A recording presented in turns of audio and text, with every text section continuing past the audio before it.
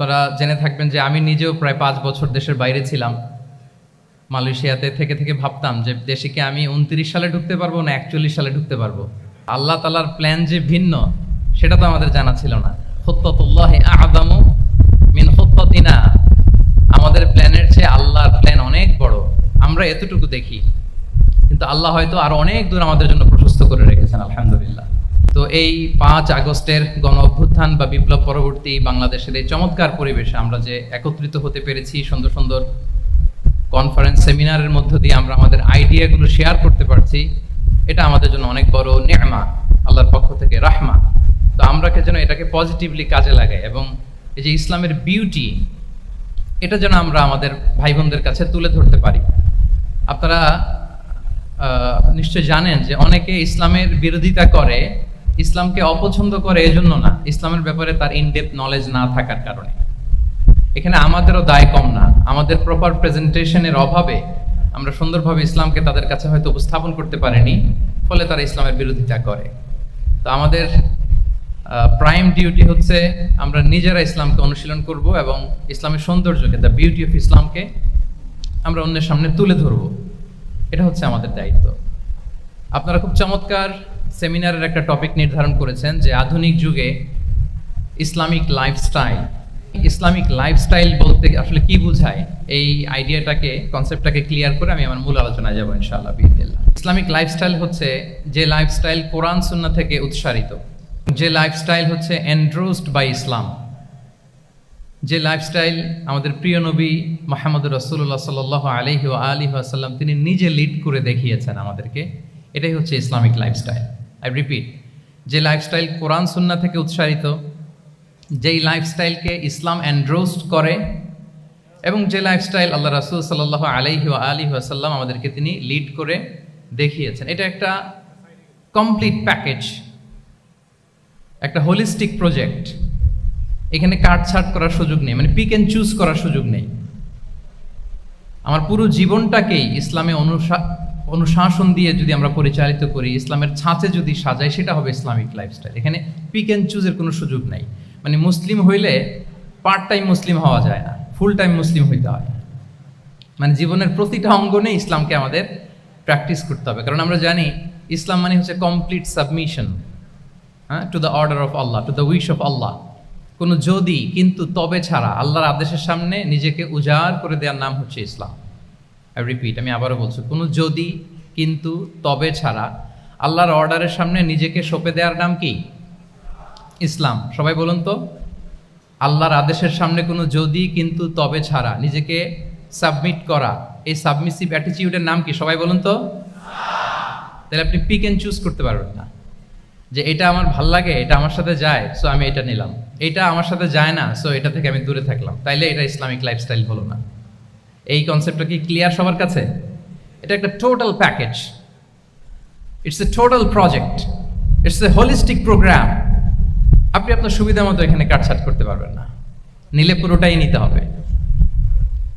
তো আমরা অনেকে আবার কাটছাট করি নিজের মন মতো, তাদেরকে উদ্দেশ্য করে আল্লাহ তাআলা বলছেন, আফাতুমিনুনা বিবা'দিল কিতাবি ওয়া তাকফুরুনা বিবা'দ। তোমরা কি আল্লাহর কিতাবের কিছু অংশ মানো আর কিছু অংশ তোমরা অস্বীকার করো? এটা তোমাদের পলিসি? জেনে রেখো, ওয়ার্নিং দিচ্ছেন যে তোমাদের পলিসি যদি এইটা হয়, তাহলে এই দুনিয়াতে আছে তোমাদের জন্য লাঞ্ছনা, আর আখিরাতে তোমাদেরকে শাস্তির মুখোমুখি হতে হবে। তাহলে কাটছাট করার সুযোগ নেই।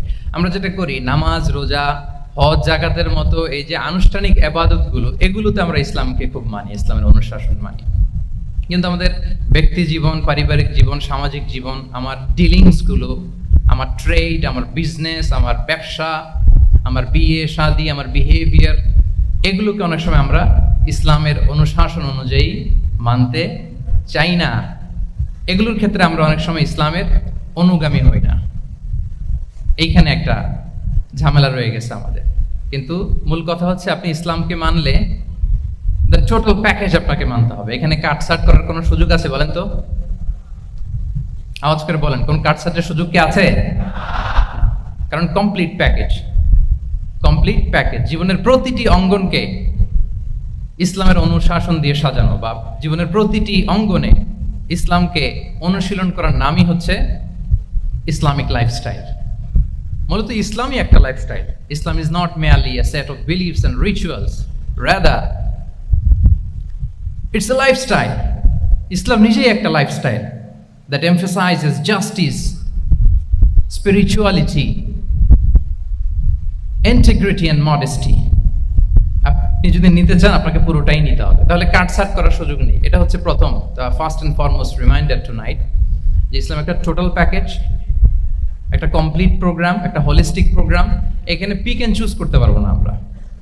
আপনি যদি আমাকে ইসলামী লাইফস্টাইলের উপরেই সেমিনারে কথা বলতে বলেন, I must say you have to take the entire package, পুরোটাই আপনাকে নিতে হবে। এই আইডিয়াটা ক্লিয়ার হয়েছে আমাদের সবার কাছে? সবার কাছে ক্লিয়ার তো?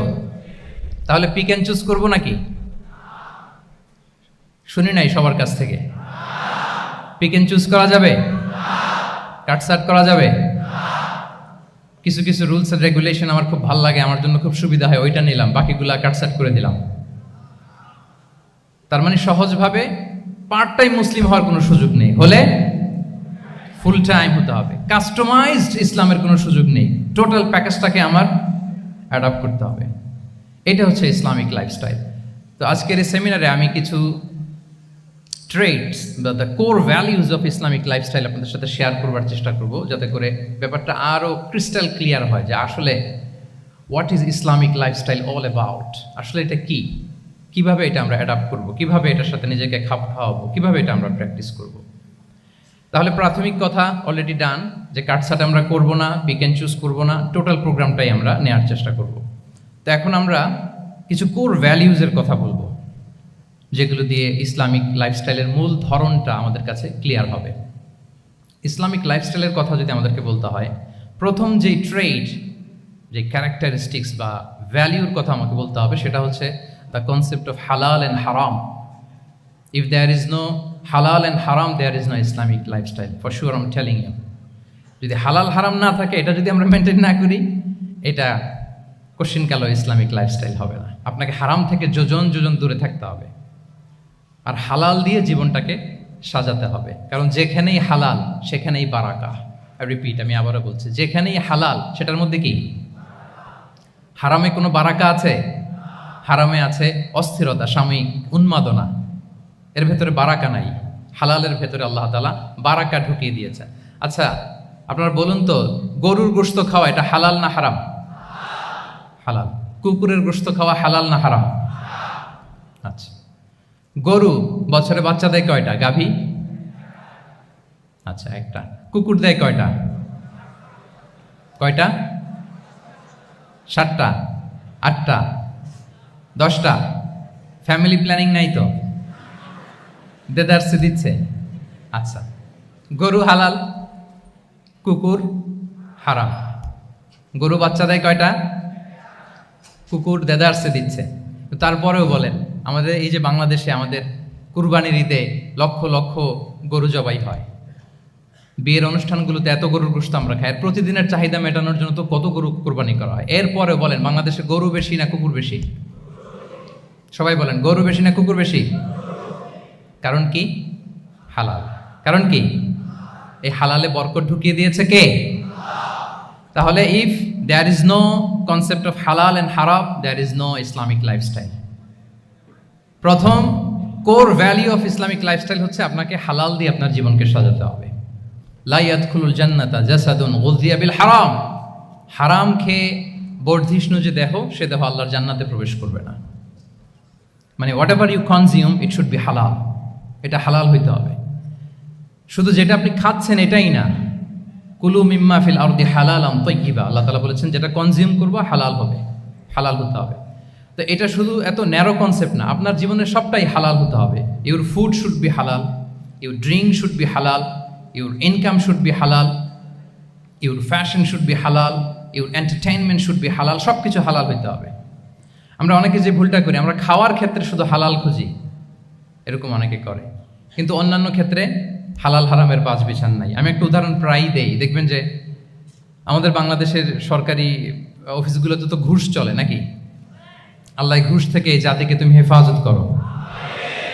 আচ্ছা, দেখবেন যে আমাদের বিভিন্ন সরকারি অফিসগুলোর মুসলিম কর্মকর্তারা তারা ওয়াইন খায় না। আমি দেখেছি থাইল্যান্ডে গিয়েছে, চায়না গিয়েছে অফিসের কাজে, ওখানে হালাল রেস্টুরেন্টগুলো খোঁজে, কারণ মুসলিম, তার হালাল খাইতে হবে। তো সে ওয়াইন খায় না, পর্ক খায় না, কারণ ইসলামে এটা হারাম। আবার অনেক হিন্দু কর্মচারী, সে আবার গরুর গোশত খায় না, কারণ কি তার ধর্মে ওইটা হারাম। কিন্তু এই মুসলিম কর্মচারী, হিন্দু কর্মচারী দুইজনের নির্বিশেষে মাশাআল্লাহ ঘুষ খায়। এরকম হয় না? দেখেন, মুসলিম ওয়াইন খায় না, পর্ক খায় না, তার ধর্মে হারাম। আমার হিন্দু ভাই গরুর গোশ খায় না, এটা তার ধর্মে হারাম। কিন্তু ঘুষ আবার দুই ধর্মে হালাল নাকি? হ্যাঁ, হালাল। তার মানে ওই যে pick and choose, you got the point, right? Pick and choose করেছে যে আমার ধর্মের এই এই নিয়ম আমি মানব, কারণ এটা আমার জন্য খুব ফ্লেক্সিবল, এটা খুব ভালো লাগে। কিন্তু যেটা কঠিন হয়ে যাচ্ছে, যেটা তার বিরুদ্ধে দাঁড়াচ্ছে, ওইটা সে মানে না। তাহলে পিক এন্ড চুজ করার কোনো সুযোগ, আমরা আমাদের গোটা জীবনকে হালাল দিয়ে সাজাইতে হবে। তাহলে your lifestyle will be Islamic lifestyle. এই কথাটা কি বুঝতে পেরেছেন? তাহলে ইউর ফুড শুড বি হালাল, ইউর ড্রিঙ্ক শুড বি হালাল, ইউর ফ্যাশন শুড বি হালাল, ইউর ইনকাম শুড বি হালাল, ইউর এন্টারটেনমেন্ট শুড বি হালাল, even your relationship should be হালাল।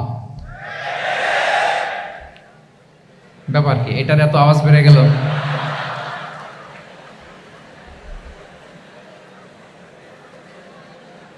এটা কমন পড়ে গেছে নাকি? আচ্ছা বলেন, হালাল রিলেশনশিপ কোনটা বলেন? এই তো আসল জায়গায় হাত দিছি বোধহয়। আমাদের শিক্ষার্থী বন্ধুদের মধ্যে বিবাহিত আছি আমরা? হ্যাঁ, কারা কারা আছি দেখি তো।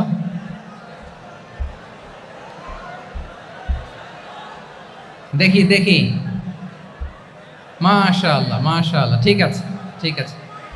আমাদের বোনরা উপরে আছেন, মাশাআল্লাহ, অনেকে হাত তুলেছেন, আলহামদুলিল্লাহ। এই তো আমাদের যারা হাত তুলছেন তাদের জন্য একটা তাকবীর দেই আমরা, আল্লাহু আকবার।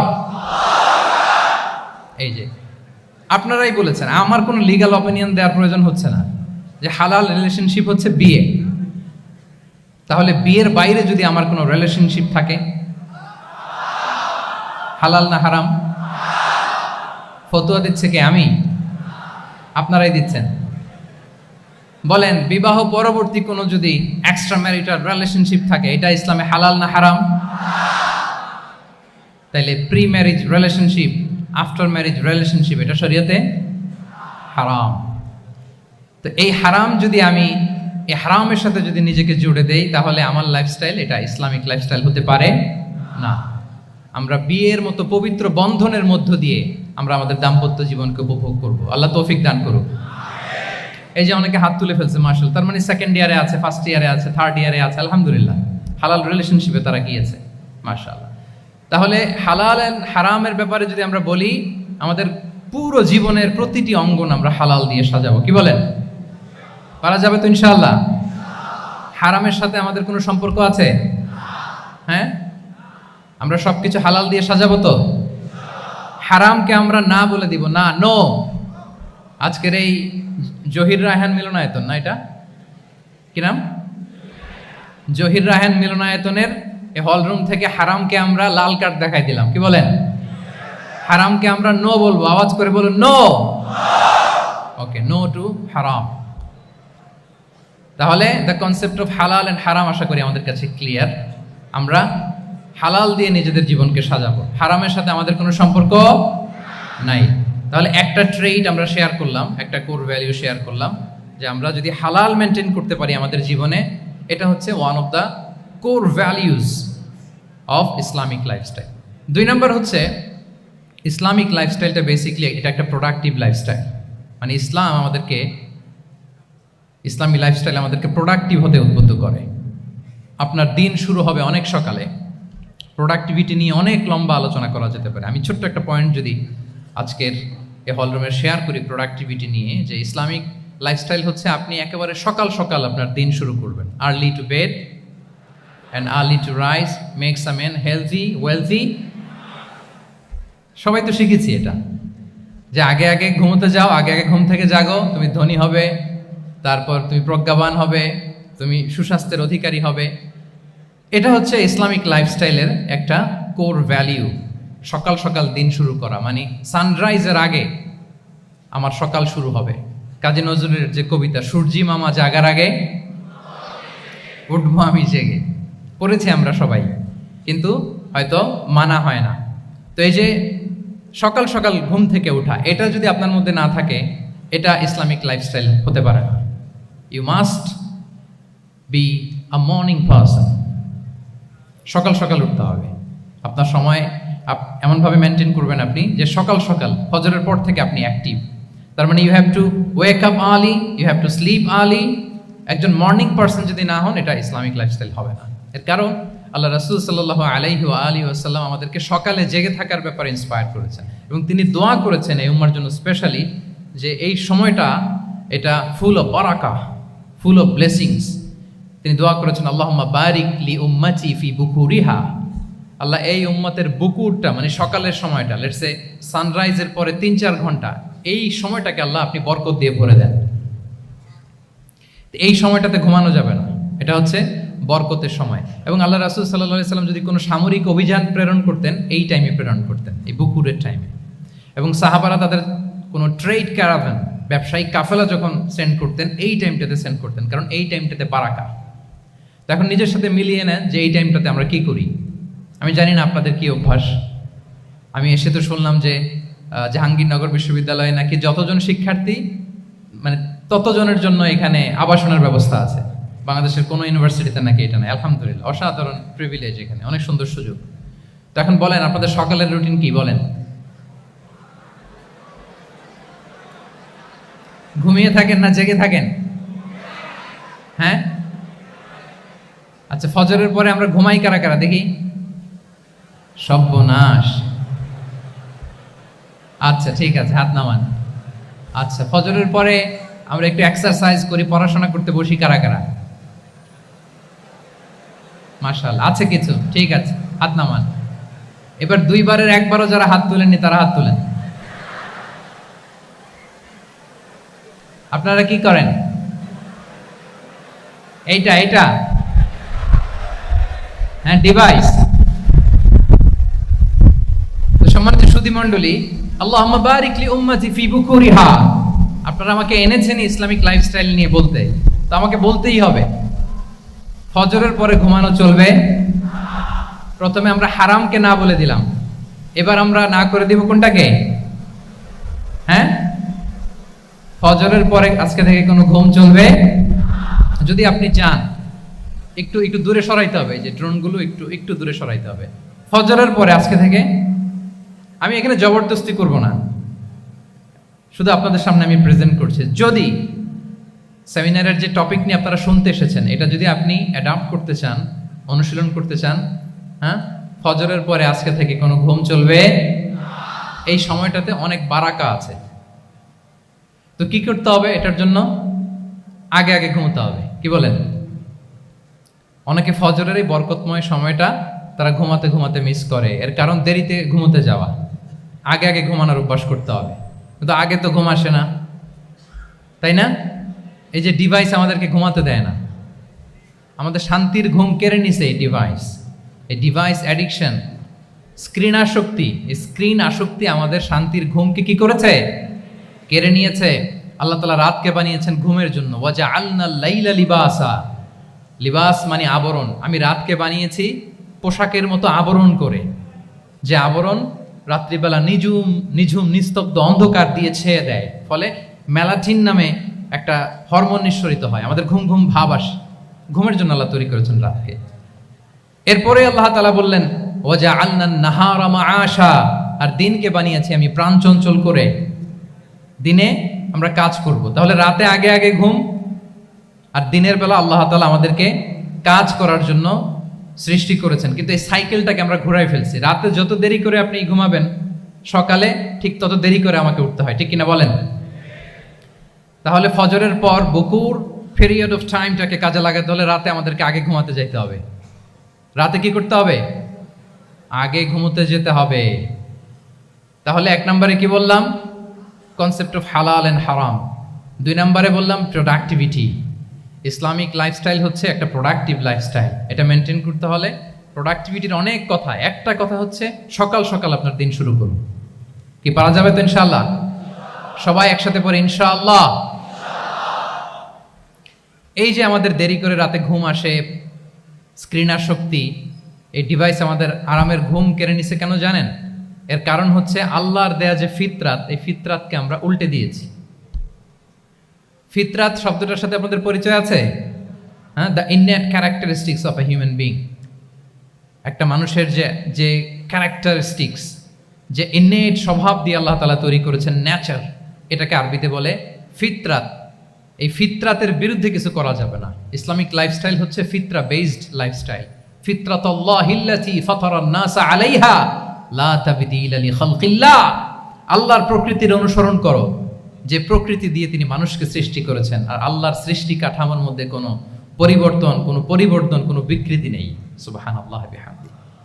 তা আমরা এই ফিতরাতকে চেঞ্জ করে দেওয়ার কারণে এই ঝামেলা। আমরা সবাই এই ফিতরাতের উপর জন্মেছি। কুল্লু মাউলুদিন ইউলাদু আলাল ফিতরা ফাআবাওয়াহু ইউহাউবিদানি আও ইউনাসসিরানি আও ইউমাজ্জিসানি। প্রতিটি নিউ বর্ন বেবি তারা ফিতরাতের উপর জন্মায়, মানে নবজাতক সন্তান ইসলামের উপর জন্মায়। কিন্তু বাবা মা তাকে হয় ইহুদি বানায়, নাসারা বানায় বা অগ্নি উপাসক বানায়। তাহলে এই যে ফিতরাত, আল্লাহর দেয়া ফিতরাতকে যখন আমরা চেঞ্জ করেছি, আমাদের জীবন থেকে বারাকা উঠে গিয়েছে। ফিতরাতকে যদি আরো সহজ করে আমি আপনাদেরকে বুঝাই, তাহলে ফিতরাত হচ্ছে যা কিছু স্বাভাবিক, যা কিছু কল্যাণকর, যা কিছু ভালো, তাই ফিতরাত। আই রিপিট, সুপ্রিয় শিক্ষার্থী বন্ধুরা, ফিতরাত হচ্ছে যা কিছু স্বাভাবিক, যা কিছু ভালো, যা কিছু কল্যাণকর, তাই কি? তাই ফিতরাত। এই যে এখন আরবি কোন মাস চলছে বলেন তো? রজব। এই রজব মাসের ২৬ তারিখ দিবাগত রাত্রে আল্লাহ রাসূল সাল্লাল্লাহু আলাইহি ওয়াসাল্লাম ঊর্ধ্ব জগতের একটা ভিজিটে গিয়েছিলেন। আমরা জানি না সবাই? হ্যাঁ, ইসরা মেরাজের কথা আমরা জানি। সো এই মেরাজ রজনীতে আল্লাহ রাসূল সাল্লাল্লাহু আলাইহি ওয়া আলিহি ওয়াসাল্লাম ফিতরাত, মানে what is the essence of ফিতরা, এটা বোঝানোর জন্য হাদিসটা আমি শেয়ার করছি। মেরাজে যখন গেলেন, জিবরিল আলাইহিস সালাম ওনাকে 2টা পেয়ালা দিলেন। তিনি বললেন, উচিতু বি ইনাআইন, আমাকে 2টি পেয়ালা দেয়া হলো। ফি আহাদিহিমা লাবান ওয়া ফিল আখারি খামর। এক পেয়ালায় ছিল দুধ, আরেক পেয়ালায় ছিল মদ। ফা আখাযতুল লাবান ওয়া শারিবতু। যখন 2টা অপশন দেয়া হলো, 2টা পেয়ালা, আমি দুধের পেয়ালাটা নিলাম এবং সেটা পান করলাম। তখন জিবরিল আলাইহিস সালাম বললেন, আসাবতাল ফিতরা, মানে you are guided to the ফিতরা, আপনি সঠিকটাই নিয়েছেন। যেটা ফিতরা, যেটা নেওয়া উচিত, আপনি ওইটাই নিয়েছেন। তাহলে এখন আরো সহজ হবে। যদি 2টা পেয়ালা দেয়া হয়, একটা মদের পেয়ালা আর একটা দুধের পেয়ালা, তো আমরা নিব কোনটা বলেন? হ্যাঁ, তাইলেই ফিতরা হবে। তাহলে কি হবে?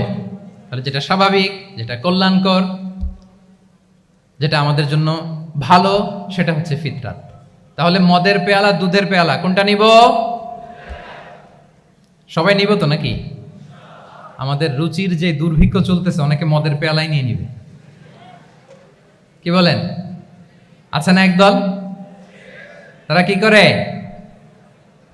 ওইটা চুজ করে ফেলবে। এবার বলেন, আমরা কোন পেয়ালা নিব, মদের না দুধের? আমাদের ঐতিহ্য, আমাদের রুচি, আমাদের মূল্যবোধকে ধ্বংসের যত আয়োজন দরকার, সব সেটআপ চারদিকে আছে। আল্লাহর ফিতরাতকে ধ্বংস করে দেওয়ার শয়তানি সব আয়োজন আমাদের চারিদিকে। বাট আপনাকে রাইট থিংটা চুজ করতে হবে। তাহলে রাসূল সাল্লাল্লাহু আলাইহি ওয়াসাল্লামকে দুধ দেয়া হলো, মদ দেয়া হলো, তিনি নিলেন দুধের পেয়ালা। তাহলে এটা হচ্ছে ফিতরাত। এটা কি? ফিতরাত। এভাবে সব কিছু চেঞ্জ করে দেওয়া হয়েছে। সব কিছু, আমাদের লাইফস্টাইল চেঞ্জ করে দেওয়া হয়েছে, আমাদের ফুড হ্যাবিট চেঞ্জ করে দেওয়া হয়েছে, আমাদের খাদ্যাভ্যাসের মধ্যে পরিবর্তন। দেখবেন যে এখন আমরা যা খাই, আগে কিন্তু এটা খাইতাম না। এখন আমরা প্রসেসড ফুড খাই, হ্যাঁ, ফাস্ট ফুড খাই, জেনেটিক্যালি মডিফাইড যে ফুডগুলো আমরা খাই, এরপরে ল্যাব মিট, কত যে ভয়ঙ্কর। আপনারা জেনে থাকবার কথা যে ল্যাবে তৈরি মাংস দেখেছেন নাকি আপনারা? প্রাকৃতিক মাংসের কোনো ছিটে ফোটা নেই, কিন্তু এটা গরুর মাংস হয়ে গেছে, ওইটা মানুষ খাচ্ছে। মানে আমাদের লাইফস্টাইলও করাপ্টেড, আমাদের ফুড হ্যাবিটও করাপ্টেড, আমাদের স্লিপিং সাইকেলটা করাপ্টেড, সব কিছু করাপ্ট করে দেওয়া হচ্ছে। এবং এটার প্রভাব পড়েছে আমাদের শিশুদের মধ্যেও। দেখবেন যে শিশুরা সবজি খেতে চায় না। আমার তো 2 মেয়ে আছে, আমি তো দেখি বাসায়, বা অনেকের কমপ্লেনগুলো আমরা শুনি। আমাদের এখনকার বাচ্চাদেরকে ভেজিটেবলস দিলে খায় না, মাছ দিলে খায় না, অর্গানিক ভালো ভালো খাবার দিলে শাকসবজি খায় না। কি খাবে জানেন? সচেস খায়, সচেস, হটডগ খায়। হ্যাঁ, ওই যে আপনি অর্ডার দিয়ে বার্গার এনে দিবেন, পিৎজা এনে দিবেন, ওইটা খাবে।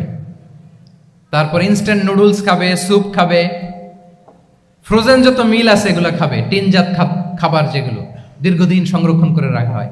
তো বলেন, আজ থেকে 30 বছর আগে আমাদের বড়রা কিংবা আমাদের শিশুরা আমরা কেউ কি এই খাবার খেয়েছি? বলেন তো, আওয়াজ করেন, খেয়েছি কেউ? Entire system. কেন আমরা ইসলামিক লাইফস্টাইল নিয়ে কথা বলছি এখন? কারণ আমাদের পুরো সিস্টেমটাই, আমাদের পুরো ফিতরাতটাই ওরা চেঞ্জ করে দিয়েছে। তারপর ডিভাইস ছাড়া বাচ্চারা খেতে চায় না, কার্টুন দেখে দেখে খাওয়াতে হয় ওদের। কি বলেন?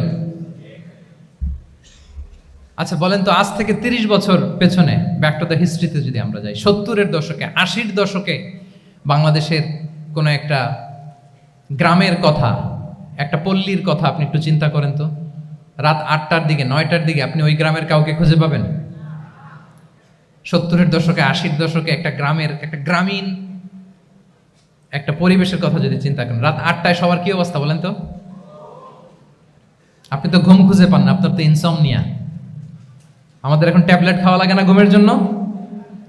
আমাদের তো ইনসমনিয়া হয়ে গেছে এখন। কিন্তু আজ থেকে বেশি দূরে না, 30 বছর আগের একটা গ্রামীণ পরিবেশের রাত 8টার পরিবেশ হচ্ছে সবাই ঘুম। আমরা তারও 2 বা 3 ঘন্টা পরে ডিনার করব, কিন্তু ওনাদের মাগরিবের আগে বা পরে ডিনার করে ফেলছে, এশার নামাজ পড়েই কি 1-2 জন না, পুরো গ্রাম জামাতে ঘুম। পুরো গ্রাম জামাতের সাথে ঘুম। তো যে লোকটা 8টার দিকে ঘুমালো, উঠবে কখন বলেন? রাত 3টার পর ওর ঘুম আসবে? আর হ্যাঁ, ঘুমেরও তো একটা লজ্জা শরমের ব্যাপার আছে। আর কত থাকবে এখানে? কি বলেন? আপনি তো ঘুমাতে যান রাত 2টায়। আর আজ থেকে 30 বছর আগে আমার বাংলাদেশের একটা গ্রামীণ পরিবেশে রাত 8টার দিকে সবাই ঘুম। আমরা এখন যেই টাইমটাতে ঘুমোতে যাই, ওই সময় ওনাদের অর্ধেক ঘুম শেষ। ফজরের নামাজ পড়ে আমাদের বাপ চাচারা কি করতো? হ্যাঁ, একটু ব্যাক টু দ্য হিস্ট্রিতে তাকান না। ফজরের নামাজ পড়ে এক বল পান্তা ভাত খাইতো। আমরা তো এখন এতটুকু খাইলে আমাদের এটা বার্ন করার জন্য দৌড়াইতে হয় 5 কিলো, জিমনেশিয়ামে যাইতে হয়, কত আয়োজন, কত ওয়ার্কআউট করা লাগে। এক বল কাঁচামরিচ দিয়ে, পোড়ামরিচ দিয়ে ভাত খেয়ে চলে যাইতো ফসল খেতে। দুপুরে আবার এক বল, খাইতে বসলেই এক বল। আমরা সারা মাসে খেতে পারি না এক বল। আচ্ছা, কি খেত? খাওয়ার আইটেমটা দেখেন তো। কোনো ফরমালিন আছে? কথা বলেন। কোনো মেডিসিন ছিল না, একেবারে ফ্রেশ, হ্যাঁ, পিওর অর্গানিক। নিজেদের মাঠ থেকে আনা যে ধান, ঢেকি ছাটার ধান দিয়ে ভাত খেত। বাড়ির পুকুরের মাছ, কোনো ফরমালিন নাই। নিজের চাষ করা সবজি খেত, গোয়ালের দুধ খেত। আমরা অনেকে মনে করি যে আমাদের এই যে সায়েন্স অ্যান্ড টেকনোলজিক্যাল অ্যাডভান্সমেন্টের যুগে আমরা বোধহয় খুব সুখে আছি। আমাদের দাদা পরদাদারা বোধহয় এত সুখ করে যায় নাই। ওনারা যে সুখ করে গেছে তা আমরা চোখেও দেখিনি। আমার দাদা পরদাদারা যে সুখে লাইফ লিড করেছে তার অর্ধেকও আমরা করতে পারি না। তারাই আসলে শান্তির, সুখের, আনন্দের সময়টা তারা কাটিয়েছে। তাহলে সম্মানিত সুধীমণ্ডলী, পুরো আমি আপনাদেরকে বোঝানোর চেষ্টা করছি যে ইসলামিক লাইফস্টাইল নিয়ে why we should talk about Islamic lifestyle. কারণ পুরো সিস্টেমটাকে তারা কলাপস করেছে, করাপ্ট করেছে। Food habit, lifestyle, sleeping style সব চেঞ্জ করেছে। তো এই জন্য আল্লাহর দেয়া ফিতরাতকে যেন আমরা প্রিজার্ভ করি, আমরা সচেতন হই। এখনই যদি সচেতন না হই, ডিজাস্টার আমাদের জন্য অপেক্ষা করছে। Just wait and see. তাহলে ইসলামিক লাইফস্টাইল হচ্ছে একটা ফিতরা বেসড লাইফস্টাইল। এই ফিতরাকে আমাদেরকে প্রিজার্ভ করতে হবে। তাহলে 3টা পয়েন্ট বলে ফেলছি অলরেডি, যদি আপনাদের মনে থাকে। প্রথমে কি বলেছিলাম? হালাল, হালাল দিয়ে জীবন সাজাবো। 2 নম্বরে প্রোডাক্টিভিটির জন্য কি করব? রাতে দেরি করে ঘুমাবো। তাহলে আগে আগে ঘুমাবো, ফলে আগে আগে ঘুম থেকে জেগে কাজ শুরু করব। 3 নম্বরে ফিতরা, মানে আল্লাহর দেয়া প্রাকৃতিক যে নিয়ম, মানে আলোর সাথে সাথে আমার জীবন শুরু, আলো নাই আমিও ঘুমাই পড়বো। কি বলেন? আপনি উন্নত দেশে তো তাই হয়। জাপানে আমি কয়েকবার গিয়েছি, আগে আগে ঘুমায় পড়ে। ইভেন আমেরিকাতে আমি কয়েকবার গিয়েছি, অনেক অনেক শহরে 8টার পরে সুপার শপ বন্ধ, 8টার পরে ঘুম। এরা, আমরা হাঁটছি কোন দিকে? আমরা একটু নিজেদেরকে প্রশ্ন করি। তাহলে 3 নাম্বার হচ্ছে ফিতরা বেসড যে লাইফস্টাইল, এটার দিকে আমাদেরকে ফিরে আসতে হবে। 4 নাম্বার হচ্ছে মডেস্টি, শালীনতা। One of the core values of Islamic lifestyle. এই শালীনতা আমরা হারাতে বসেছি। মডেস্টি বললে অনেকে শুধু কাপড় চোপড় নিয়ে চিন্তা করে যে ছোট কাপড় বড় কাপড়। Modesty is not about only clothing but also your behaviour, your dealing, your overall character. শুধু আপনি মডেস্টি শালীনতা বললে কাপড় চোপড় নিয়ে চিন্তা করবেন না। এটা আপনার মডেস্টি ইন ইউর স্পিচ, আপনার কথার মধ্যেও শব্দ চয়নে মডেস্টি থাকতে হবে, আপনার বিহেভিয়ারে মডেস্টি থাকতে হবে, আপনার ডিলিংসে মডেস্টি থাকতে হবে। এই শালীনতা আমরা হারাচ্ছি। তার বিপরীতে আমাদের সমাজে অশ্লীলতার প্রসার হচ্ছে, লাজুকতা হারিয়ে যাচ্ছে। লাজুকতা, লজ্জা শরম থাকা, এটা যে কত বড় নেয়ামা। যেই জাতি একবার এটা হারিয়ে ফেলে আর কোনো কিছু দিয়ে জোড়াতালি দিয়ে এটা তারা রিভাইভ করতে পারে না। এই যে ওয়েস্ট তো এখন যা যা আমাদেরকে শিখাইছে, যেটাকে আমরা স্ট্যান্ডার্ড মনে করি, আবার তারা ফিরতেছে। এই যে ডিভাইসের কথা বলছি না, আপনি অস্ট্রেলিয়ার খোঁজ খবর নেন, যারা খোঁজ নিয়েছেন তারা জানেন আন্ডার 16 কোনো বাচ্চা সোশ্যাল মিডিয়া ইউজ করতে পারে না অস্ট্রেলিয়াতে। 1 মাস অ্যাপ্লাই করে, কান্ট্রি ওয়াইড অ্যাপ্লাই করে দেখায় ফেলছে। Facebook, including Facebook, WhatsApp, Twitter, TikTok, 10টা অ্যাপস যেগুলো বাচ্চাদের মধ্যে এডিকশন নিয়ে আসে, এগুলো সব বন্ধ। জানেন এই নিউজটা? জানেন? মানে ফিরতেছে, উল্টা ফিরতেছে। এই যে শালীনতার কথা আমরা বলি, এটা হারাচ্ছে। রাসূল সাল্লাল্লাহু আলাইহি ওয়াসাল্লাম বলেন, যার শালীনতা নাই, ইযা লাম তাস্তাহি ফাসনা মা শি'তা, যখন তোমার লজ্জা শরম থাকবে না, যা মনে চায় তাই করো। শিশু মোহাম্মদ চলে গেল সেই বনু সাআদে। ছোট্ট মোহাম্মদ কাঁদে না, কাঁদে না কখনো। ক্ষুধা লাগলেও কাঁদে না, ব্যথা পেলেও কাঁদে না। কিন্তু ছোট্ট মোহাম্মদের প্রাইভেটসের জায়গা থেকে কাপড়টা যখন সরে যেত, শিশু মোহাম্মদ কেঁদে দিত। সুবহানাল্লাহ, শালীনতা। ইযা লাম তাস্তাহি ফাসনা মা শি'তা। রাসূল সাল্লাল্লাহু আলাইহি ওয়াসাল্লাম বলেছেন, যদি তোমার লজ্জা শরম না থাকে, লজ্জা শরমের মাথা যদি তুমি খাও, তুমি সব করতে পারবা, তোমাকে দিয়ে সব সম্ভব। তাহলে এই শালীনতা, এটা অনেক বড় নেয়ামা। সম্মানিত বন্ধুরা, আজকে দিনকে দিন আমাদের সমাজ থেকে শালীনতা হারিয়ে যাচ্ছে, লাজুকতা হারিয়ে যাচ্ছে। নারী পুরুষ উভয় দিক থেকে, বিশেষ করে আমাদের বোনদেরকে টার্গেট করা হয়েছে। নারীদেরকে, আমাদের বোনদেরকে, তাদেরকে প্ররোচিত করা হচ্ছে, তাদের সামনে আইডিয়া হাজির করা হচ্ছে যে নারী যত বেশি নগ্ন হতে পারে সে তত বড় সাহসী নারী। বলেন, আমাদের সমাজে পত্রপত্রিকা আপনারা দেখেন না এটা? যে নারী নিজেকে যত এক্সপোজ করবে সে তত বড় কি সাহসী নারী, এই তকমা তাকে দেয়া হচ্ছে। এটা টোটাল কমপ্লিট শয়তানের একটা মিশন। শয়তানের প্রথম মিশন হচ্ছে বনি আদমকে বিবস্ত্র করা। কি করা? আল্লাহ তাআলা আদম আলাইহিস সালাম, হাওয়া আলাইহিস সালামকে বলেছিলেন যে নিষিদ্ধ গাছ যেও না, খেও না। শয়তানের প্ররোচনায় খেয়ে ফেলেছিলেন, সাথে সাথে জান্নাতের পোশাক খুলে পড়েছে। তার মানে শয়তানের প্রথম মিশন হচ্ছে মানুষকে কি করা? নগ্ন করা। মানুষকে কি করা? নগ্ন করা। তাহলে আমাদের বোনদেরকে এমন ভাবে তাদের সামনে উপস্থাপন করা হচ্ছে, প্ররোচিত করা হচ্ছে এবং বলা হচ্ছে নগ্নতার পথে যে বেশি হাঁটে সে নাকি তত সাহসী নারী। নাউযুবিল্লাহি মিন যালিক। তাহলে এই যে মানব জাতিকে বস্ত্রহীন করা, এটা শয়তানের একটা মিশন। তার বিপরীতে ইসলাম নারীকে সম্মান দিয়েছে, সম্মান করেছে। যে ঘরে প্রথমে কন্যা জন্মায়, খায়রুকুম মান বুখিরা বিল উনসা, সে ঘরটাকে আল্লাহ তাআলা বরকতময় করে দেয়। 2 সন্তান তো 2 জান্নাতের দরজা ওপেন। 2 কন্যা সন্তান, 3 কন্যা সন্তান তো 3টা জান্নাতের দরজা ওপেন। সুবহানাল্লাহ। স্ত্রী হয়ে যখন ঘরে যাবে, যে ব্যক্তি তার স্ত্রীর কাছে সেরা, পরিবারের কাছে সেরা, সে সবার কাছে সেরা, সে আল্লাহর কাছে সেরা। সুবহানাল্লাহ। এবং কোনো মা যদি সন্তান জন্ম দিতে যে মারা যায়, কিয়ামতের দিন আল্লাহ তাআলা ওই মাকে শহীদদের কাতারে দাঁড় করাবেন। আর যদি সেফলি সন্তান ভূমিষ্ঠ হয়, আল্লাহ বলে মায়ের পায়ের নিচে ওই সন্তানের বেহেশত। সুবহানাল্লাহ। কিভাবে নারীর স্টেটাস, মর্যাদাকে ইসলাম বাড়িয়েছে। এবং এই যে ইসলাম যে নারীকে যে ভিআইপি হিসেবে কনসিডার করে, হ্যাঁ, ইসলামের দেয়া নারীর ড্রেস কোড নিয়ে আমাদের অনেকের কত কথা, কত ক্রিটিক। এটা কেন করে? কারণ Islam consider women as a queen. ইসলাম তো নারীকে রানী হিসেবে কনসিডার করে। কি হিসেবে বলেন? আচ্ছা বলেন, যে কুইন হবে, যে রানী হবে, তার একটা স্পেশাল ড্রেস কোড থাকবে না? তার একটা স্পেশাল প্রোটোকল থাকবে না? রানীর সাথে কি যা মনে চায় তা করা যায়, দেখা করা যায়, তার কাছে যাওয়া যায়? আল্লাহু আকবার। কারণ ইসলাম চায় নারীদের জন্য পৃথিবীটা নিরাপদ হোক। ইসলাম চায় নিজ গৃহে বা কর্মক্ষেত্রে নারীরা নিরাপদ থাক। ইসলামের যত ভ্যালিউজ আছে, যত রুলস এন্ড রেগুলেশন আছে, এটা আমাদের ভালোর জন্য, মানব জাতির কল্যাণের জন্য। তাহলে এই অশ্লীলতা থেকে আমাদের যোজন যোজন দূরে থাকতে হবে। If you talk about Islamic lifestyle, আমাদেরকে শালীনতা, মডেস্টি ফিরিয়ে আনতে হবে। You have to maintain modesty. আমি যদি আরো ডিপে যাই, দেখেন এই যে প্রত্যেকের হাতে এক একটা করে পর্ন হাব হয়ে গেছে এখন, হয়েছে না? পর্নোগ্রাফির সয়লাভ, বিকৃত যৌনাচারের সয়লাভ।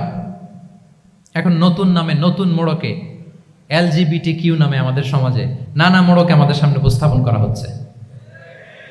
শুনেছেন না এগুলো? আপনারা নাম শুনেছেন? এই যে ট্রান্সজেন্ডারিজম, নাম শুনছেন না? নিজের দেহ কাটাকাটি করে দিব্যি পুরুষ, 4 সন্তানের বাবা, এখন হঠাৎ করে বলে যে আমি মনে মনে নারী, তো সোসাইটি যেন আমাকে নারী স্বীকৃতি দেয়। বায়োলজিক্যালি দিব্যি নারী, 3 সন্তানের মা, এখন বলে যে এখন আমি মনে মনে ভাবতেছি পুরুষ, তো আমাকে পুরুষ হিসেবে তুমি কনসিডার করো।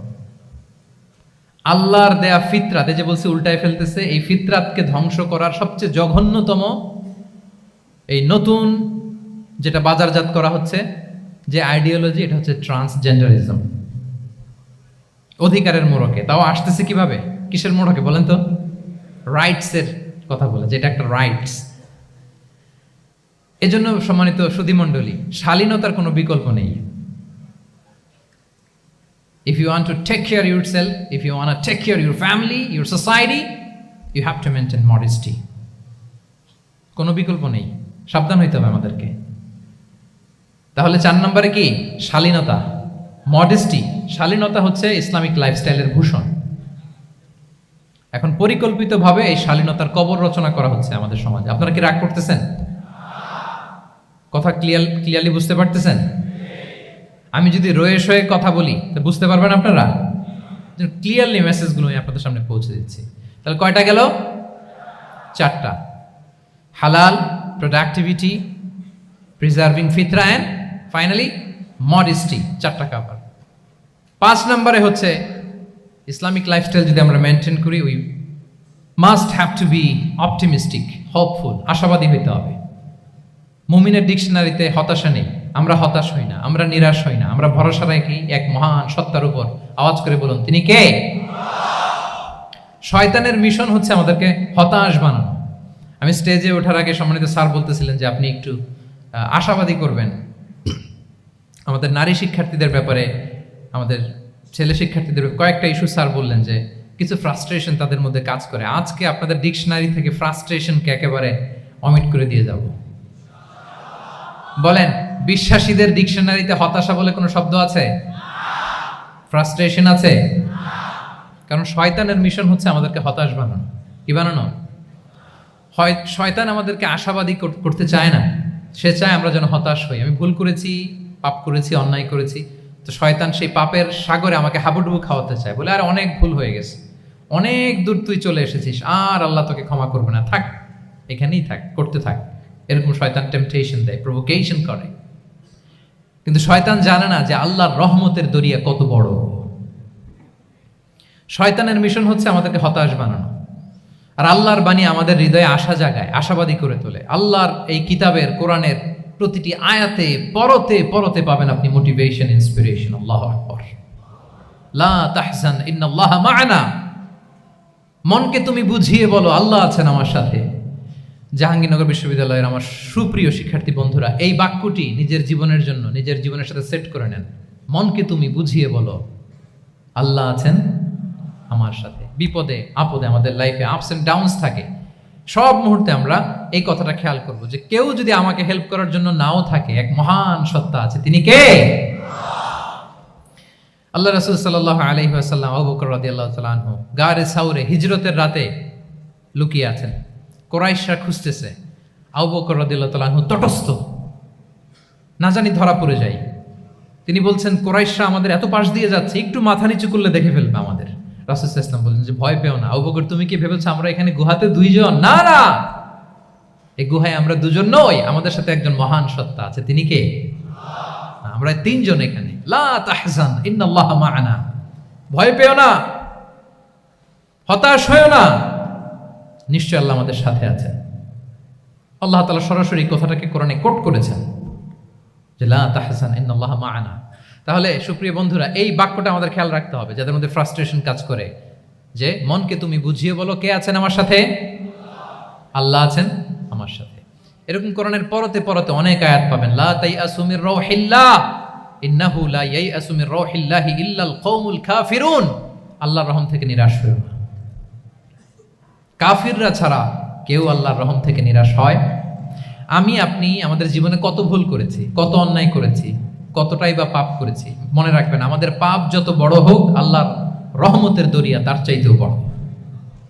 ইন্না মা'আল উসরি ইউসরা ফাইন্না মা'আল উসরি ইউসরা, and verily with every hardship there is an ease.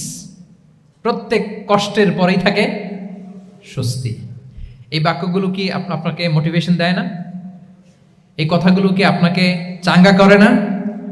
আপনার জীবনে ইন্সপিরেশন হয়ে আসে না এই কথাগুলো? ওয়ালা তাহিনু ওয়ালা তাহজানু ওয়া আনতুমুল আ'লাউনা ইন কুনতুম মুমিনিন। চিন্তা করো না, হতাশ হয়ো না, তোমাদেরই বিজয় হবে যদি তোমরা মুমিন হও। আল্লাহু আকবার। তাহলে আপস এন্ড ডাউনস থাকবে, এবং মুমিন জীবনে তো হতাশা থাকবেই না। কারণ আমার জীবনে যদি কোনো কষ্টের ঘটনা ঘটে, এটার জন্য আমি রিওয়ার্ড পাবো। আমি যদি অসুস্থ হই, আমার প্রত্যেক অসুস্থতার কারণে আমার পাপ মোচন হয়। সুবহানাল্লাহ পড়েন। আপনার জ্বর হয়েছে, এই জ্বরের কারণে আল্লাহ আপনার গুনাহ মাফ করবেন। আপনি ব্যথা পেয়েছেন, অসুস্থ হয়েছেন, আল্লাহ তাআলা গুনাহ মাফ করে দিবে। তাহলে হতাশার কোনো সুযোগ আছে বলেন? না। মুমিন জীবনে হতাশার কোনো সুযোগ নেই। রাসূল সাল্লাল্লাহু আলাইহি ওয়াসাল্লাম বলেন, মা ইউসিবুল মুসলিমা মিন নাসাব ওয়ালা ওয়াসাব ওয়ালা হাম্মিন ওয়ালা হুজনিন ওয়ালা আযান ওয়ালা গাম্মিন হাত্তা শাওকাতি ইউশাকুহা ইল্লা কাফারাল্লাহু বিহা মিন খাতায়া। মুমিন জীবনে যত ব্যথা, কষ্ট, দুঃখ, এমনকি ফল পাড়তে যে গাছের কাটার খোঁচা যদি খান, রাসূল সাল্লাল্লাহু আলাইহি ওয়াসাল্লাম বলেন ওই খোঁচার ব্যথার কারণে আল্লাহ তোমার গুনাহ মাফ করে দেয়। কেউ অসুস্থ হয়ে রাসূল সাল্লাল্লাহু আলাইহি ওয়াসাল্লামের কাছে আসলে রাসূল সাল্লাল্লাহু আলাইহি ওয়াসাল্লাম কি বলতেন জানেন? কেউ জানেন? লা বাস আলাই তুহুরুন ইনশাআল্লাহ। তিনি বলতেন, আরে don't worry about it, it will cleanse up your scenes. ভয় পেও না, আরে এই অসুস্থতা, এটার কারণে আল্লাহ তোমার গুনাহ মাফ করে দিবে। সুবহানাল্লাহ। তাহলে অসুস্থ ব্যক্তি আর উজ্জীবিত হতো না? রাসূল সাল্লাল্লাহু আলাইহি ওয়াসাল্লাম অসুস্থ ব্যক্তিকে দেখলেই মাথায় হাত বুলিয়ে দিতেন, দোয়া করতেন, আল্লাহুম্মা রাব্বান নাস আযহিবিল বাস ইশফি আনতা শাফি, দোয়া করে দিতেন। আর বলতেন, আরে ভয় পেও না, এই অসুস্থতা তোমার গুনাহ মাফ করে দিচ্ছে। তাহলে অসুস্থতার মধ্যেও তারা উজ্জীবিত হতো। আমরা মানুষকে আশাবাদী করব, ভয় দেখাবো না। অসুস্থ মানুষকে ভিজিট করতে গেলে আপনারা কি করেন? ভয় দেখান নাকি? না, আশাবাদী করবেন। বলবেন যে আরে কি অসুস্থতা, আপনার দেখে দেখে অনেক সুস্থ লাগতেছে, বলতে পারবেন না? কিন্তু আমরা কি করি? কেউ অসুস্থ হইলে ওই অসুস্থতায় সবচেয়ে কষ্ট পেয়ে যে মারা গেছে তার হিস্ট্রি বলা শুরু করি। এরকম করে না অনেকে? ধরেন যে একজন ক্যান্সারের পেশেন্টকে দেখতে গেছেন, এবার যে আপনার কোন খালা ক্যান্সারে কিভাবে ধুকে ধুকে মরছিল, ওই হিস্ট্রি আপনি বয়ান দিতে শুরু করছেন। বেচারা বাঁচবে? যা একটু সুস্থ ছিল ওইটাও তো অসুস্থ বানাই দিচ্ছেন। কি বলেন? তাহলে ইসলাম আমাদেরকে আশাবাদী করে। প্রিয় ভাই এবং বোনেরা, কি করে? আশাবাদী করে। আমরা যদি আমাদের কোনো প্রিয়জনকে হারাই, আমরা আশাবাদী হয়েই হারাই, কারণ তাকে আমি চিরকালের জন্য হারাচ্ছি না। আপনি আপনার আব্বাকে হারাচ্ছেন তো কি হয়েছে? বাপ হারায় তো কাঁদবে নাস্তিক। কি বলেন? নাস্তিকদের তো মরার পরে নাকি আর কিছু নাই। হ্যাঁ, দেখবেন আপনাদের সামনে সামনে অনেক কিছু বলে যে কিছু নাই, যা দেখি না, বিশ্বাস করি না। একা একা যখন মৃত্যুর পরে কি হবে চিন্তা করে ওর দম বন্ধ হয়ে আসে। ইসলাম মানুষকে আশাবাদী করে। দেখেন আমরা কত দূর দেখি, কত দূর ভাবি। আমার দাদা মারা গেছে, এটা আমার কোনো টেনশনেরই কারণ না, কারণ আমি সবসময় ভাবি আমার দাদাকে আমি ওপারে যেয়ে পাবো, আমার আব্বাকে আমি হারিয়েছি তো ওপারে পাবো, আমার বন্ধুকে আমি হারিয়েছি, কাছের বন্ধুটা যে আমার জন্য খুব ইন্সপিরেশন ছিল, সাময়িক বিচ্ছেদ এটা আমাদের জন্য, কারণ আমরা ওই জগতে বিশ্বাস করি। আল্লাহু আকবার। তাহলে হতাশা আমাদের ডিকশনারিতে আজকে থেকে রাখা যাবে। ইসলামিক লাইফস্টাইল যদি মেনটেন করতে চান, you have to be optimistic. Clear কথাটা? আচ্ছা, এরপরে গ্রেটফুলনেস, 6 নাম্বার। গ্রেটফুলনেস, আপনাকে কৃতজ্ঞ হইতে হবে, শুকরগুজার হইতে হবে। আমরা অনেকে কমপ্লেইন করি খুব বেশি, না এটা ভুল। সম্মানিত সুধীমণ্ডলী, be grateful with what you have. যা আছে এটা নিয়ে শুকরগুজার হন, আপনার জীবনটাকে আল্লাহ সুন্দর করবে। তাহলে কমপ্লেইন করবো না, আমরা শুকরগুজার হব। রাসূল সাল্লাল্লাহু আলাইহি ওয়াসাল্লাম বলেছেন, তোমার চেয়ে যে খারাপ অবস্থানে আছে তার দিকে তাকাও, যে ভালো আছে তার দিকে তাকিও না। হ্যাঁ, যে ভালো আছে তার মতো আপনি হওয়ার চেষ্টা করবেন। আপনার গোল থাকবে, I am not talking about the goals and plans, your plan and goal should be bigger and bigger. But আপনি ও খুব ধনী, ও খুব ভালো আছে এটা দেখে কষ্ট পাবেন না, কারণ আপনি খেয়াল করেন যে আপনার চেয়ে অনেক খারাপ অবস্থানে আছে অনেকে, ওর দিকে তাকালে দেখবেন যে আপনার আর খারাপ লাগতেছে না। শেখ সাদি রাহিমাহুল্লাহ, বিখ্যাত কবি, নাম শুনেছেন না? ওনার একবার পায়ে দেওয়ার মতো জুতা ছিল না। কি ছিল না? সবাই বলুন, কি ছিল না? জুতা। তো উনি একবার রাস্তা দিয়ে হাঁটতেছেন, হঠাৎ দেখেন এক লোকের 2টা পাই নাই। কি নাই? শুকরগুজার হলেন, চিৎকার করে বললেন আলহামদুলিল্লাহ, যে আল্লাহ অনেক ভালো আছি, আমার জুতা নাই এজন্য মন খারাপ, ওর তো পাই নাই। হ্যাঁ, এজন্য বেঁচে যে আছি এজন্যই আলহামদুলিল্লাহ। লা ইন শাকারতুম লা আযীদান্নাকুম ওয়া লা ইন কাফারতুম ইন্না আযাবি লাশাদীদ। আল্লাহ বলেন, যদি শুকরিয়া করো, শুকরগুজার হও, আমি আল্লাহ নিয়ামত বাড়িয়ে দেব। যদি না শুকরি করো, জেনে রাখো আমার শাস্তি কঠিন।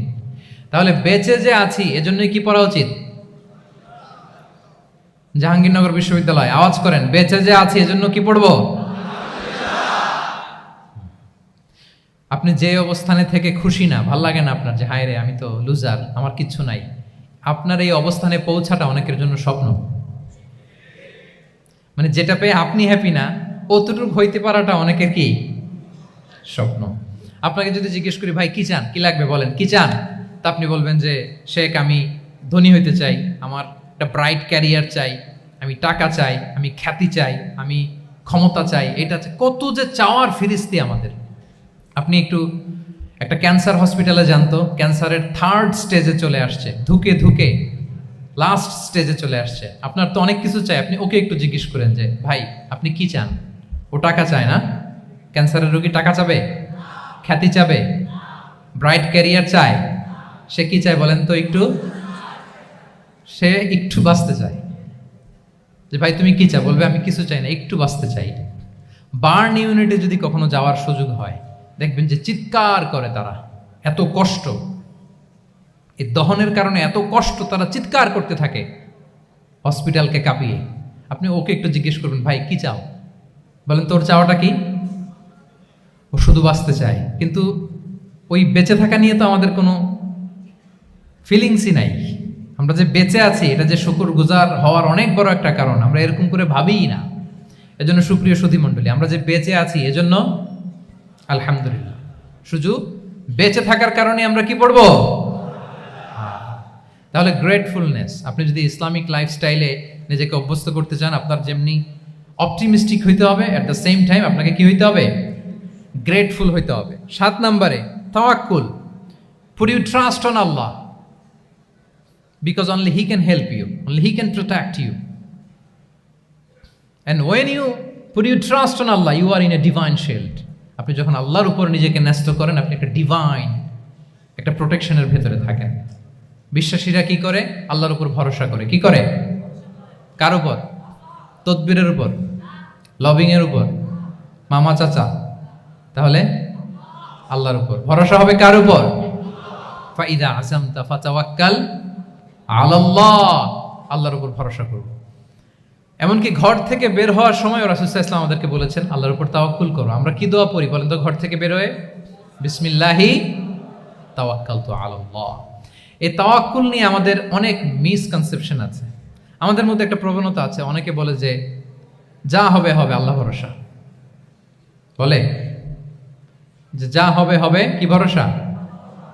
কথা বলতে হবে তো আমার সাথে। আপনারা কি বোরিং হচ্ছেন?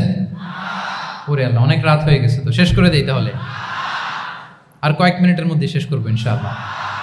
তাহলে অনেকের মধ্যে একটা প্রবণতা আছে, তারা বলে যে যা হয়েছে হয়েছে, কি ভরসা? যা করে আল্লাহ, আল্লাহ ভরসা। It's not the concept of তাওয়াক্কুল। এটা তাওয়াক্কুল নয়। ইসলামে তাওয়াক্কুল is always at the second step. The first step is your effort. প্রথমে আপনি চেষ্টা করবেন, এরপরে আপনি আল্লাহর উপর তাওয়াক্কুল করুন। কিছু না করে যদি বলেন আমি আল্লাহ ভরসা, এটা আল্লাহ ভরসা হয়েছে? এটা আপনার মন গড়া একটা কথা হয়েছে, কিন্তু এটা তাওয়াক্কুল হয়? আমাদের অনেকে অলসতা, অকর্মণ্যতা, অপারগতা, হীনমন্যতা এগুলোর তাওয়াক্কুল বানায় ফেলাইছে। হাত গুটায় বসে থাকবে, কাজ করবে না, অলস, আর বলে কি আল্লাহ ভরসা। রিজিকের মালিক আল্লাহ, কিছু করবে না আর বলে আল্লাহ ভরসা। প্রিয় ভাইরা, রাসূল সাল্লাল্লাহু আলাইহি ওয়াসাল্লাম তিনি অলসতা, অকর্মণ্যতা, হীনমন্যতা, কাপুরুষতা, ভীরুতা এগুলো থেকে আল্লাহর কাছে পানাহ চেয়েছেন। নিজের সাধ্যের সবটুকুন তিনি করেছেন, তারপরে আল্লাহ ভরসা করেছেন। এবং পাখিকে ইসলামে তাওয়াক্কুলের মডেল বানানো হয়েছে। রাসূল সাল্লাল্লাহু আলাইহি ওয়াসাল্লাম বলেন, লাউ আন্নাকুম তাতাওয়াক্কালুনা আলাল্লাহি হাক্কা তাওয়াক্কুলি লা রাযাকাকুম কামা ইয়ারযুকুত তুয়ুর তাগদু খিমাসান ওয়া তারুহু বিতানা। মানে তোমরা যদি পাখির মতো তাওয়াক্কুল করো, তাহলে পাখিকে আল্লাহ যেমন রিজিক দেয় তোমাদেরকেও রিজিক দিবে। পাখি কি করে বলেন তো? প্রতিদিন সকালবেলায় ওর ঘরের ভিতরে বসে বলে যে আল্লাহ ভরসা, বলে? বরঞ্চ কি করে সে? সকাল সকাল কিচির মিচির রবে দিক দিগন্ত মাতিয়ে সে বের হয়ে যায়, সারাদিন ঘুরতে থাকে।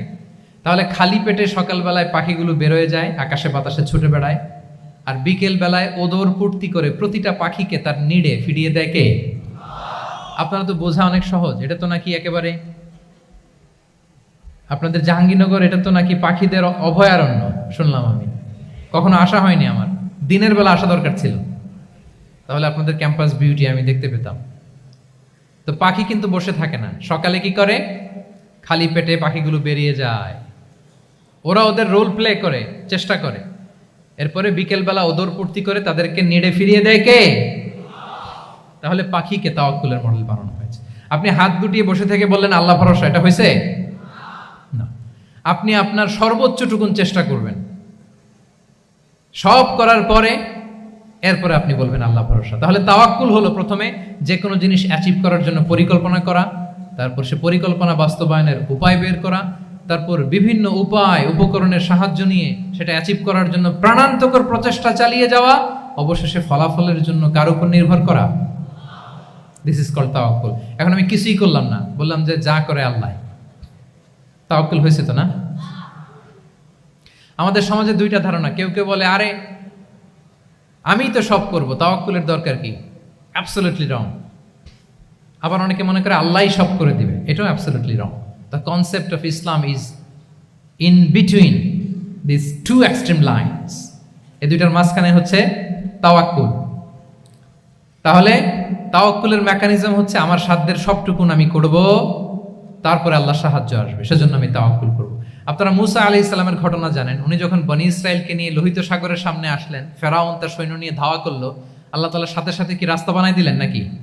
সাগরের মাঝখানে না। আল্লাহ বললেন আনিদ্রিব বিআসাকাল বাহর, লাঠি দিয়ে একটা বাড়ি মারো সাগরে।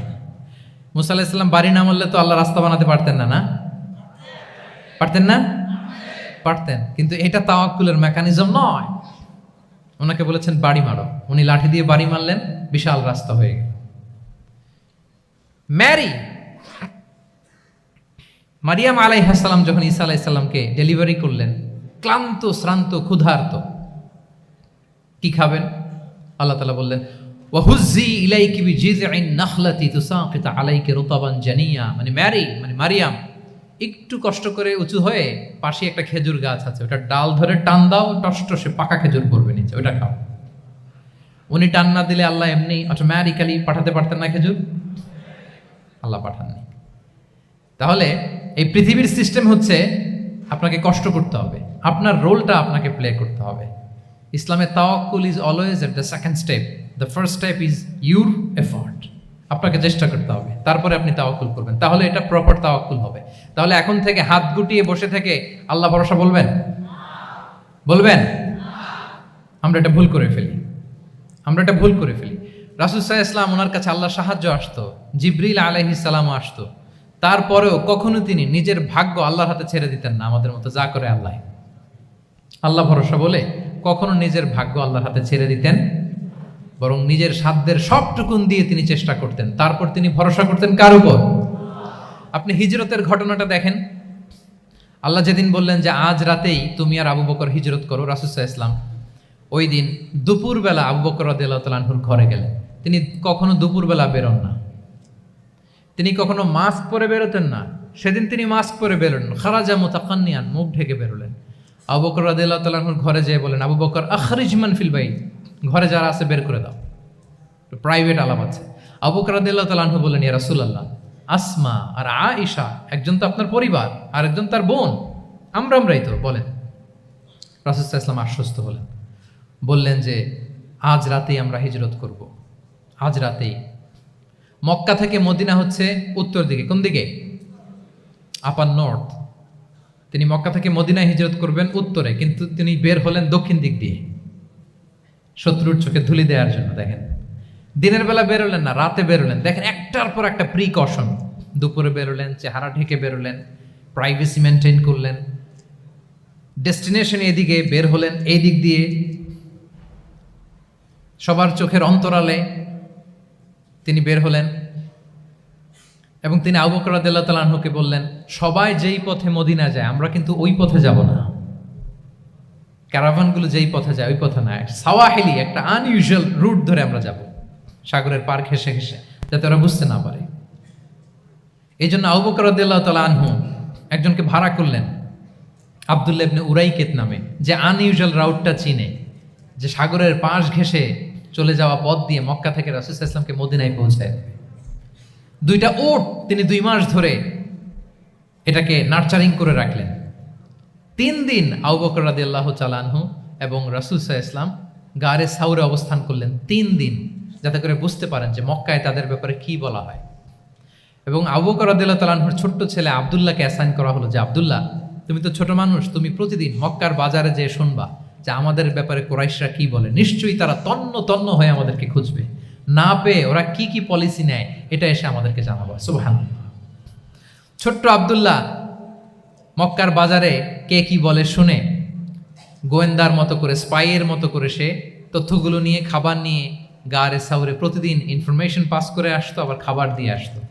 আচ্ছা বলেন তো, এই ছোট্ট আব্দুল্লাহ যেই পথে যায়, মরুভূমির উপরে তার ফুটপ্রিন্ট আছে না, আব্দুল্লাহর ফুটপ্রিন্ট।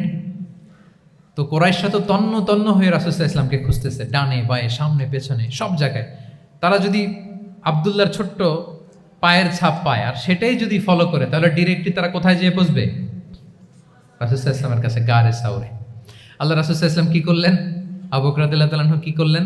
আমির ইবনে ফুহায়রা নামে আরেকটা লোককে অ্যাসাইন করলেন, যে 3 দিনের জন্য আব্দুল্লাহ যখন তথ্য নিয়ে খাবার দিয়ে চলে যাবে, আমির ইবনে ফুহায়রা, তোমার কাজ হচ্ছে যেই পথ দিয়ে আব্দুল্লাহ হেঁটেছে এই পথ দিয়ে তুমি আমাদের ছাগলগুলোকে একটু চড়াই দিবা। তাহলে ওখানে ওই বাচ্চার আর ফুটপ্রিন্ট থাকবে না, ওই ছাগলগুলোর পায়ের ছাপ থাকবে। অনেক লম্বা ঘটনা, এরকম একটার পর একটা প্রিকশন আল্লাহ রাসূল সাল্লাল্লাহু আলাইহি ওয়াসাল্লাম এবং আবু বকর রাদিয়াল্লাহু তাআলা আনহু ওনারা নিয়ে তারপরে হিজরতের পথে রওনা হয়েছেন। এবং যখন রওনা হয়েছেন, রাসূল সাল্লাল্লাহু আলাইহি ওয়াসাল্লাম ডানে বায়ে তাকান না, তিনি কোরআন তেলাওয়াত করছিলেন। হি ওয়াজ রিসাইটিং দ্য কোরআন, কারণ now he is in the state of তাওয়াক্কুল, এখন তিনি তাওয়াক্কুল করতেছেন। তাহলে বলেন তো, তাওয়াক্কুল কি শুরুতে না শেষে? তারপরে কতটা শেষে? আপনার চেষ্টা, আপনার তদবির, আপনার লবিং, আপনার এফর্ট, আপনার সাধ্যের নাগালে থাকা সব কিছু উজাড় করে দেওয়ার পরে আপনি বলবেন তাওয়াক্কালতু।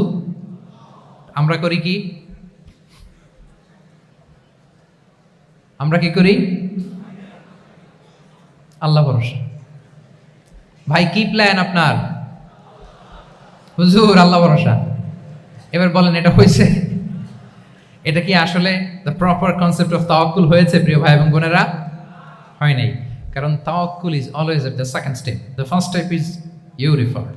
আপনি আপনার সাধ্যের সবটুকু করবেন, তারপর কি করবেন? ক্লিয়ার?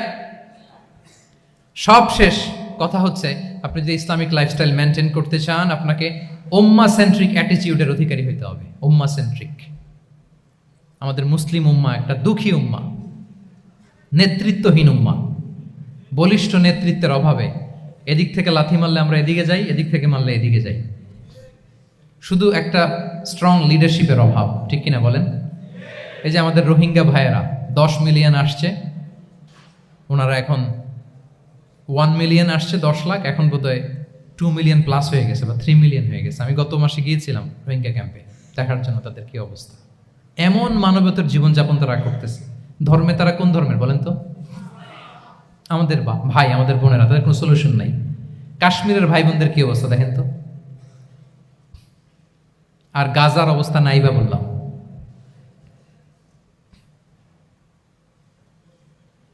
পাখির মতো গুলি করে মারা হয়েছে, মসজিদ ধ্বংস করা হয়েছে, এমনকি খ্রিস্টানদের গির্জা ধ্বংস করা হয়েছে।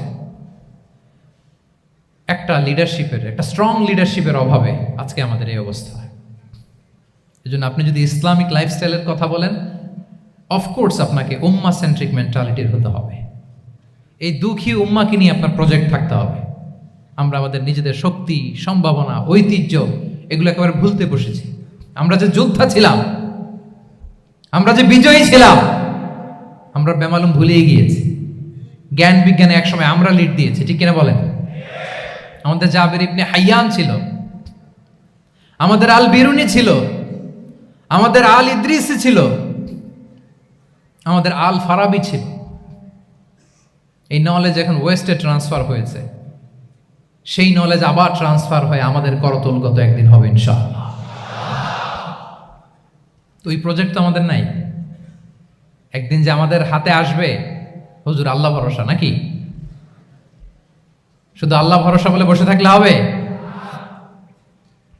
সেলফ সেন্টার্ড হওয়া যাবে না, উম্মা সেন্ট্রিক আমাদেরকে হইতে হবে। উম্মার জন্য আপনার হৃদয়ে একটা দরদ থাকতে হবে। অন্যের জন্য কাজ করার একটা মেন্টালিটি আমাদের গ্রো করতে হবে। যারা অন্যের জন্য করে তারা জানে যে এটাতে কি সুখ, কি মজা। আপনি অন্যকে দান করে দেখেন, একটা সুখানুভূতি আপনার মধ্যে কাজ করবে। এবং রাসূল সাল্লাল্লাহু আলাইহি ওয়াসাল্লাম বলেন, আল্লাহু ফি আউনিল আবদি মা দামাল আবদু ফি আউনি আখিহি। আল্লাহ তাআলা ততক্ষণ পর্যন্ত বান্দার সাহায্যে থাকে, ওই বান্দার, যতক্ষণ পর্যন্ত এই বান্দা তার ভাইয়ের সাহায্যে থাকে। এজন্য আমাদের প্রতিটি কাজে, পদক্ষেপে আমাদের নির্যাতিত ভাইয়েরা যেন তারা আমাদের চিন্তায় থাকে, তারা যেন আমাদের দোয়ায় থাকে, আমাদের সহযোগিতায় থাকে, এবং উম্মার জাগরণে যেন নিবেদিত হয় আমাদের সকল এফোর্ট, সকল প্রজেক্ট, সকল প্রচেষ্টা। কি পারা যাবে কিনা বলেন? উম্মার জন্য এরকম স্যাক্রিফাইসিং মেন্টালিটি আমাদের থাকার দরকার আছে না নাই বলেন? তাহলে উম্মা সেন্ট্রিক মেন্টালিটি আমাদের করতে হবে সম্মানিত সুধী মণ্ডলী। তাহলে ইসলামিক লাইফস্টাইল নিয়ে যদি আমরা কথা বলি, আমাদের উম্মা সেন্ট্রিক হওয়ার কোনো বিকল্প নাই। আমি যদি পুরো আলোচনার সামারি করি, তাহলে বলতে হবে, শুরুতে আমি যেটা বলেছিলাম যে এখানে পিক অ্যান্ড চুজ করে ইসলামিক লাইফস্টাইল অ্যাডাপ্ট করার আমাদের কোনো সুযোগ মনে আছে? যে কথা দিয়ে শুরু করেছিলাম, পিক অ্যান্ড চুজ করা যাবে মন মতো না, পুরোটাই মানতে হবে। এবং 8টা, মোস্ট লাইকলি 8টা core values of Islamic lifestyle আমি আপনাদের সাথে শেয়ার করেছি। একটু যদি রিকল করি, 1 নম্বরে কি বলেছিলাম বলেন তো? হালাল, হালাল মেনটেন করতে হবে, হারামের সাথে আমাদের কোনো সম্পর্ক। 2 নম্বরে প্রোডাক্টিভিটি। 3 নম্বরে ফিতরা বেসড লাইফস্টাইল হতে হবে। 4 নম্বরে মডেস্টি। 5 নম্বরে হতাশ হওয়া যাবে না, মনকে তুমি বুঝিয়ে বলো আল্লাহ আছেন আমার সাথে, অপটিমিজম। তারপরে আল্লাহর উপর ভরসা করা, গ্রেটফুলনেস। 7 নম্বরে কোনো কিছু না করে, হ্যাঁ, সব কিছু করার পরে, মাশাআল্লাহ, অ্যাবসলিউটলি রাইট আনসার। সব কিছু আমার সাধ্যের সবটুকুন করার পরে কি করব? কার উপর তাওয়াক্কুল করব, এবং আমরা উম্মাহ সেন্ট্রিক চিন্তা লালন করব, উম্মাহ কেন্দ্রিক। পারা যাবে তো? এই কোর ভ্যালিউজগুলো যদি আপনি মেনটেন করেন, this would be the Islamic lifestyle. সম্মানিত সুধী, ইসলাম আমাদেরকে যে লাইফস্টাইল প্রেসক্রাইব করেছে, সেই প্রেসক্রাইব লাইফস্টাইলই আমাদেরকে সাবস্ক্রাইব করতে হবে। এর বাইরে মুসলিমের কোনো লাইফস্টাইল থাকতে পারে? এর বাইরে অন্য কোনো লাইফস্টাইল আল্লাহর কাছে গ্রহণযোগ্য হতে পারে? আল্লাহ তাআলা আমাদের সবাইকে কথাগুলো বোঝার ও আমল করার তৌফিক দান করুন। সম্মানিত সুধী মণ্ডলী, আমি আবারও পাঠশালাকে শুকরিয়া জানাই, বিশ্ববিদ্যালয় কর্তৃপক্ষকে শুকরিয়া জানাই, এবং দীর্ঘ 1 ঘন্টারও বেশি সময় ধরে আপনারা যারা এই লম্বা আধুনিক যুগে ইসলামিক লাইফস্টাইল শিরোনামের এই সেমিনারে অংশগ্রহণ করলেন, আপনাদের সবাইকে আবারও প্রাণ ঢালার শুভেচ্ছা এবং অভিনন্দন জানিয়ে আমার আলোচনা এখানেই আমি শেষ করছি।